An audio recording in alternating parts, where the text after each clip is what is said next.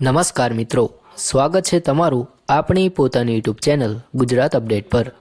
મિત્રો, આજે આપણે એક ખૂબ જ મહત્ત્વપૂર્ણ વિષય પર વાત કરવાના છીએ, જે ખાસ કરીને ગુજરાતના ખેડૂતો અને જમીન માલિકો માટે અત્યંત ઉપયોગી છે। આજનો વિષય છે જમીન પરના કબજા અને માલિકીના હક વિશે અને 2026માં આવેલા નવા નિયમો વિશે। તો ચાલો મિત્રો શરૂઆત કરીએ। તો મિત્રો, ઘણી વખત એવું બનતું હોય છે કે લોકો વર્ષોથી કોઈ જમીન પર કામ કરી રહ્યા છે, એ જમીનનો ઉપયોગ કરી રહ્યા છે, પરંતુ એમની પાસે એ જમીનના કાયદેસરના દસ્તાવેજ નથી હોતા। આવી પરિસ્થિતિમાં શું કરવું, કેવી રીતે તમે એ જમીનના કાયદેસર માલિક બની શકો, આ બધા પ્રશ્નોના જવાબ આજે આપણે આ વિડીયોમાં મેળવવાના છીએ। તો સૌપ્રથમ આપણે સમજીએ કે પ્રતિકૂળ કબજો એટલે શું।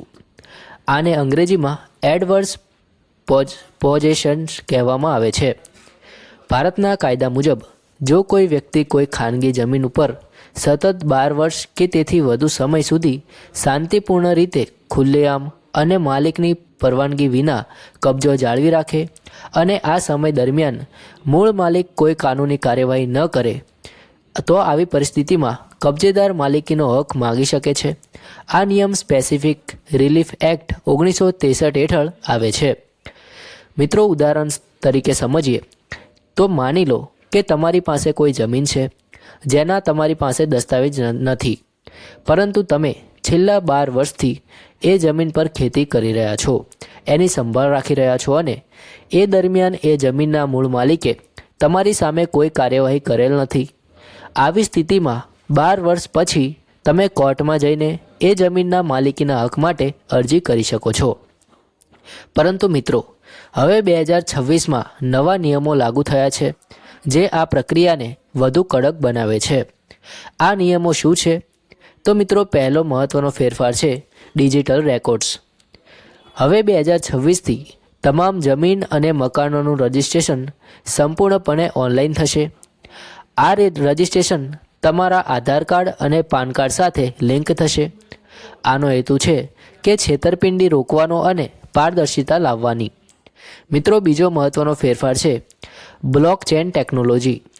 સરકાર હવે માલિકીની સુરક્ષા માટે બ્લોકચેન આધારિત રેકોર્ડ્સ લાવી રહી છે।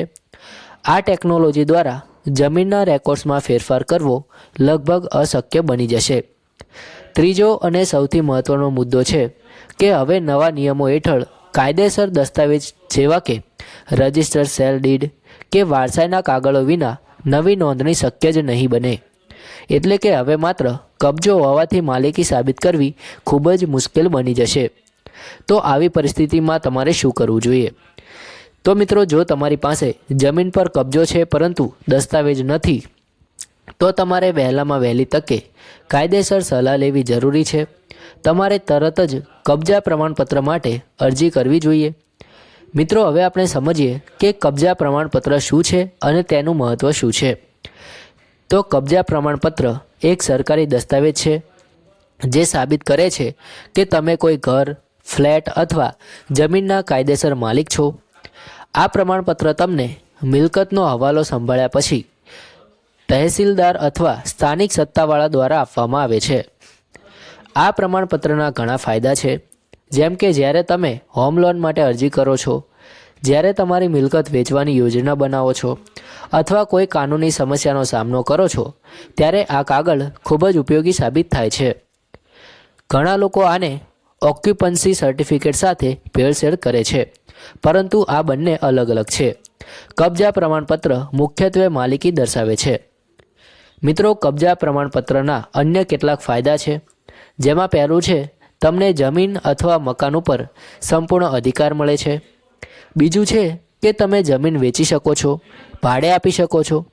ત્રીજું છે કે મિલકતનું મૂલ્ય વધારવા માટે તમે નવીનીકરણ અને ફેરફાર કરી શકો છો।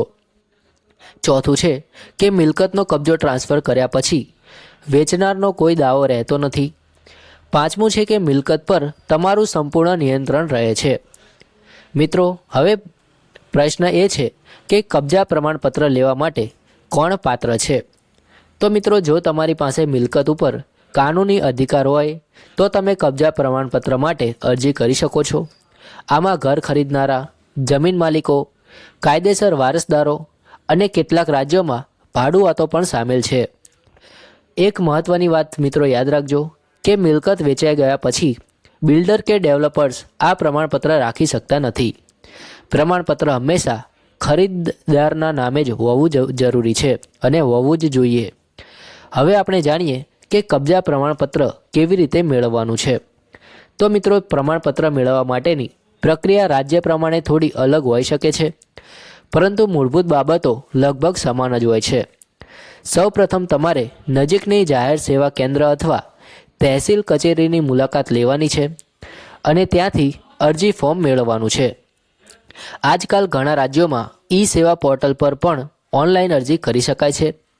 બીજું છે કે તમારે અરજી ફોર્મમાં તમામ જરૂરી વિગતો ભરવાની છે અને જરૂરી દસ્તાવેજો સાથે નિયુક્ત કાર્યાલયમાં સબમિટ કરવાના છે. તમને એક સ્વીકૃતિ સ્લિપ અને અરજી નંબર આપવામાં આવશે, જેના દ્વારા તમે તમારી અરજીની સ્થિતિ ટ્રેક કરી શકો છો. ત્યારબાદ સંબંધિત અધિકારીઓ તમારી જમીન અથવા ફ્લેટની તપાસ કરશે અને દસ્તાવેજોની ચકાસણી કરશે. બધું યોગ્ય હોય તો તમને કબજા પ્રમાણપત્ર જારી કરવામાં આવશે. મિત્રો, હવે વાત કરીએ જરૂરી દસ્તાવેજોની. તો કબજા પ્રમાણપત્ર માટે તમારે નીચેના દસ્તાવેજોની જરૂર પડશે, જેમાં પહેલું છે કે તમારું આધાર કાર્ડ અને રાશન કાર્ડ. બીજું છે કે આવકનો પુરાવો. ત્રીજું છે કે જમીન કે મિલકત કર ચૂકવ્યાનો પુરાવો. ચોથું ડોક્યુમેન્ટ છે કે વેચાણ દસ્તાવેજ અથવા સેલ ડીડ. પાંચમું છે મકાન પૂર્ણતા પ્રમાણપત્ર અથવા કમ્પ્લીશન સર્ટિફિકેટ. છઠ્ઠું ડોક્યુમેન્ટ જે છે જમીનના રેકોર્ડ અને 7-8 નંબર એટલે કે 7-12નો પુરાવો અથવા 7-12. સાતમું છે કે અરજી ફોર્મ નંબર 15. આઠમું છે કે 2 પાસપોર્ટ સાઇઝના ફોટા. નવમું છે કે મકાન અને મિલકતના ફોટોગ્રાફ્સ. મિત્રો, પ્રક્રિયા પૂર્ણ થવામાં કેટલો સમય લાગે છે? આ પ્રશ્ન પણ મહત્ત્વનો છે. તો મિત્રો, આ રાજ્ય પ્રમાણે અલગ અલગ હોઈ શકે છે, પરંતુ મોટા ભાગના કિસ્સામાં જો તમારા બધા કાગળ યોગ્ય હોય તો લગભગ 7 થી 30 દિવસની અંદર તમને કબજા પ્રમાણપત્ર મળી જાય છે. જો દસ્તાવેજ ખૂટતા હોય તો પ્રક્રિયામાં વધુ સમય લાગી શકે છે. તમે તમારી અરજીની સ્થિતિ કેવી રીતે ચેક કરી શકો? તો મિત્રો, તમારા જિલ્લાના ઈ ડિસ્ટ્રિક્ટ પોર્ટલ અથવા મી સેવા પોર્ટલની મુલાકાત લઈને તમે તમારી અરજી નંબરની મદદથી સ્થિતિની ચકાસણી કરી શકો છો. આ પોર્ટલ્સ પર તમને તમારી અરજી કયા સ્ટેજ પર છે એની માહિતી મળી જશે. મિત્રો, એક મહત્ત્વનો પ્રશ્ન એ છે કે કબજા પ્રમાણપત્રની કોઈ મુદત છે? તો મિત્રો, એનો જવાબ છે ના. એકવાર જારી કર્યા પછી કબજા પ્રમાણપત્રની કોઈ પણ મુદત પૂરી થતી નથી. જ્યાં સુધી તમે એ મિલકતના માલિક છો ત્યાં સુધી આ પ્રમાણપત્ર માન્ય રહે છે. પરંતુ જ્યારે તમે મિલકત વેચો છો અથવા ટ્રાન્સફર કરો છો ત્યારે નવા માલિકે નવા સિરેથી આ પ્રમાણપત્ર માટે અરજી કરવી પડે છે. તો મિત્રો, સારાંશ આપીએ તો જૂના નિયમો હેઠળ 12 વર્ષના સતત કબજા પછી તમે માલિકીનો હક માંગી શકતા હતા, પરંતુ 2026ના નવા નિયમોએ આ પ્રક્રિયાને વધુ કડક બનાવી દીધી છે. હવે ડિજિટલ રેકોર્ડ્સ, બ્લોકચેન ટેકનોલોજી અને ઓનલાઈન રજિસ્ટ્રેશનથી દસ્તાવેજો વિના માલિકી સાબિત કરવી ખૂબ જ મુશ્કેલ બની જશે. તેથી જો તમારી પાસે જમીન પર કબજો છે પરંતુ યોગ્ય દસ્તાવેજ નથી, તો વહેલામાં વહેલી તકે કાયદેસર સલાહ લો અને કબજા માટે પ્રમાણપત્ર માટે અરજી કરો. યાદ રાખો મિત્રો, સમય બદલાઈ રહ્યો છે અને કાયદાઓ પણ બદલાઈ રહ્યા છે. જે આજે શક્ય છે તે કાલે મુશ્કેલ બની શકે છે. તેથી તમારા અધિકારોની રક્ષા માટે યોગ્ય સમયે યોગ્ય કાર્યવાહી કરવી અત્યંત જરૂરી છે. મિત્રો, આશા છે કે આજનો આ વિડીયો તમને ઉપયોગી લાગ્યો હશે. જો આ માહિતી તમને ઉપયોગી લાગી હોય તો વિડીયોને લાઇક કરો, શેર કરો અને ચેનલને સબસ્ક્રાઇબ કરવાનું ભૂલશો નહીં. આવી જ મહત્ત્વપૂર્ણ અને ઉપયોગી માહિતી માટે ગુજરાત અપડેટ ચેનલ સાથે જોડાયેલા રહો. ધન્યવાદ મિત્રો.